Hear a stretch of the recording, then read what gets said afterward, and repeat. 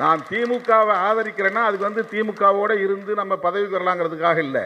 நான் பெரியார் பாசறையில் பயின்றவன் என்பதனால் திமுகவை நான் ஆதரிக்கிறேன், அவ்வளவுதான். Very simple. உடனே திமுகவுக்கு கொத்தடிமை, திமுகவிட்ட 2 சீட்டு 3 சீட்டு, அது கூட உன்னால் வாங்க முடியாமல் தான் நீ கிடைக்கிற வெளியில். ஒரே ஒரு கவுன்சிலர் சீட்டில் கூட உன்னால் ஜெயிக்க முடியலையே, அதில் என்ன பெருமை? பாலிடிக்ஸில் வந்து ஸ்ட்ராட்டஜி தான் முக்கியம்.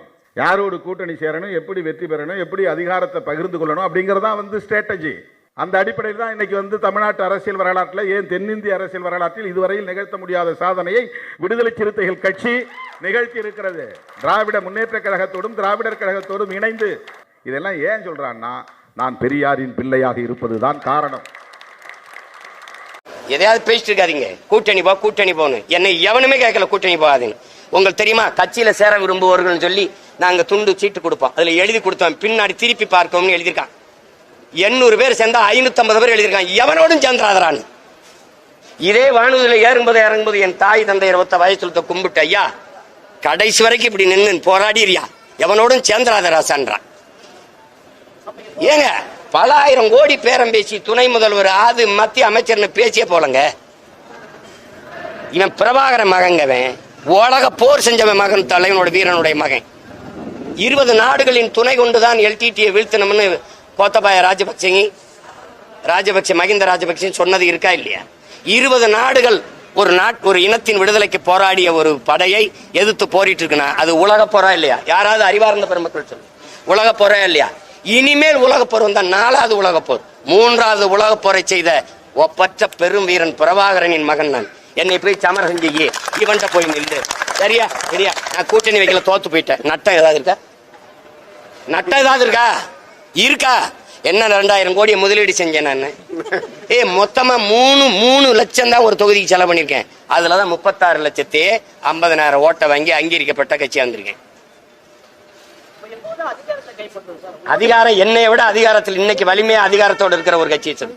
நான் சொன்னா பரந்தூர்ல விமான நிலையம் கட்டணும், கட்டி காட்டுன்றேன். நான் போராடி 8 வழிச்சாலை நிக்குது, நான் போராடி டங்ஸ்டன் தொழிற்சாலை அரிட்டாப்பட்டில நிக்குது, நான் போராடி பேனா வைக்கல நிக்குது.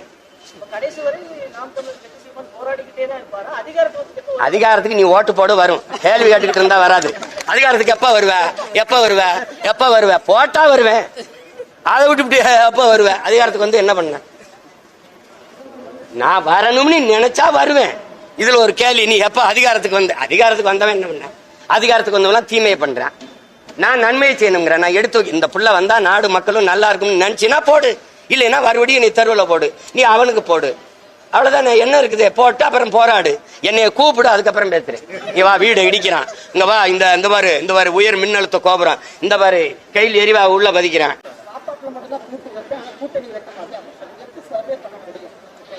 சர்வே பண்றது நீங்க எங்க கட்சியில் இருக்கீங்களா? இல்ல, உங்களுக்கு எதுவும் பிரச்சனை இருக்காதுல்ல. சர்வே பண்றதுன்னா நாங்க சர்வே பண்ணிட்டு தான் இருக்கோம், எங்களுக்கு அதுல ஒரு சிரமம் இல்லை, நீங்க ஒண்ணு நல்லா கவனிச்சுக்கிறீங்க.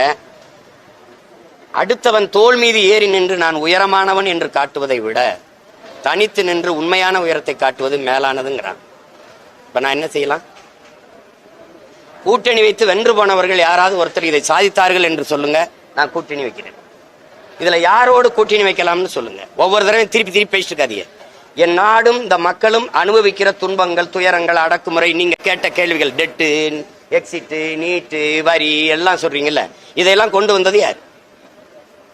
1 லட்சம் போராட்டங்களுக்கு திராவிட மாடல் ஆட்சி அனுமதி கொடுத்திருக்குன்னு நாட்டின் மாண்புமிக்க முதலமைச்சர் அவர்கள் சட்டசபையில பேசுனது இருக்கா இல்லையா சார்?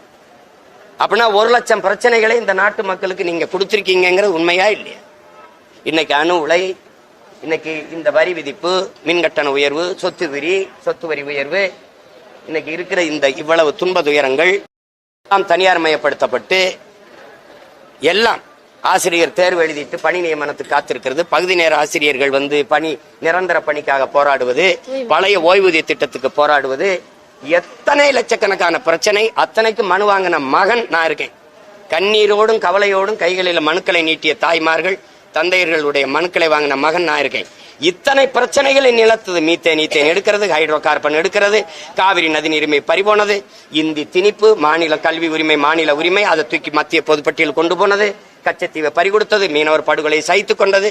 இத்தனை துயரங்களின் தந்தது யார்? ஒன்னு காங்கிரஸ், ஒன்னு பாரதிய ஜனதா, ரெண்டுல ஒண்ணு தானே. விடுதலை பெற்ற 79 ஆண்டுகால ஆட்சி, அரை நூற்றாண்டு ஆண்ட கட்சி எது? கச்சத்தீவு பறிகொடுத்த கட்சி எது? காவிரி நதிநீர் உரிமையை பறிகொடுத்த கட்சி எது? கல்வியை போது அங்க மத்திய அரசு உரிமை தூக்கிட்டு போனது யாரு? மின் உற்பத்தி விநியோகத்தை எடுத்துட்டு போனது யாரு? மருத்துவ உரிமை தூக்கிட்டு போனது யாரு? மாநில உரிமை எல்லாம் பறிச்சது யார்? இந்த காங்கிரஸ். இன்னைக்கு அதை அவங்க பெத்து பேர் வச்சாங்க, நீட்டு, எக்ஸிட், ஜிஎஸ்டி எல்லாத்துக்கும். அதுக்கு ஊட்டமா உணவு கொடுத்து வளர்க்கிறவர் பிஜேபி. இந்த ரெண்டு கட்சி இந்த எல்லா நச்சு திட்டங்களையும் இங்க எந்த எதிர்ப்பும் இல்லாம கைகட்டி வரவேற்றது யார்? இந்த திமுக, அதிமுக. நீங்க சொல்லுங்க, ஊழல் லஞ்சமா, உண்மை நேர்மையா? சொல்லுங்க. சாராய கடையை மூடுவேன் அப்படின்னு இந்த கட்சியில் சொல்ல முடியுமா? சொல்ல முடியுமா? சொல்லுங்க. பல லட்சக்கணக்கான 3100 வேலை வாய்ப்புக்கு 13 லட்சம் பேர் டிஎன்பிசியில தேர்வு எழுதுறான், தமிழ்நாடு தேர்வாணையத்தில். அப்ப எத்தனை லட்சம் பேர் வெளியில் நிக்கிறான்? யார் பொறுப்பு இருக்கிறது சொல்லுங்க? 60 ஆண்டுகால ஆட்சி செஞ்சுட்டு 1000 ரூபாய்க்கு எங்க ஆத்தாவை கை வைக்கிறது, கை நீட்டி நிக்க வச்சதாமே. காலையில என் பிள்ளை இங்க பள்ளிக்கூடத்துக்கு வந்தான், சோறு திங்கணும்னு பசியோட வச்சது யாரு? காண்டி நாட்டுக்கு தீமை வந்துருச்சா? இந்த கட்சிகளோட கூட்டணி வச்சு நினைத்து போக சொல்றீங்களா? போறேன், நான் போறேன். சொல்லுங்க. எவனாவது ஒருத்தன் நின்னு உரிமையோட அந்த ஆட்சிகள் தட்டி கேட்க துணிவு இருக்கா? இதே என் தம்பி காங்கிரசினுடைய தீமையை சுட்டி காட்டுறாரா? பத்தி பேசுறாரா? சொல்லுங்க. இன்னும் பேச மாட்டேங்கிறீங்க. எதையாவது பேச முடியுதா பாருங்க. கூட்டணி வச்சு சாதிச்சவன் சொல்லுங்க. 10 எம்எல்ஏ போன, 2 எம்பி போன, 4 எம்பி போன, என்ன பண்ண? 40 உறுப்பினர் கொண்டு போய் ஒண்ணும் பண்ண முடியல. இந்த மாநில அரசு கொடுக்கிற நிதியை தரலைன்னு எனக்கு வந்து புலம்புற. அதுக்கு எதுக்கு அதிகாரம்? அதுக்கு எதுக்கு அதிகாரம் சொல்லுங்க? எதுக்கு அதிகாரம்? எங்களுக்கு காசு தர மாட்டேங்குது, நாங்க என்ன பண்ண? இதை சொல்றதுக்கா? இதை சொல்றதுக்கு ஒரு அதிகாரம்?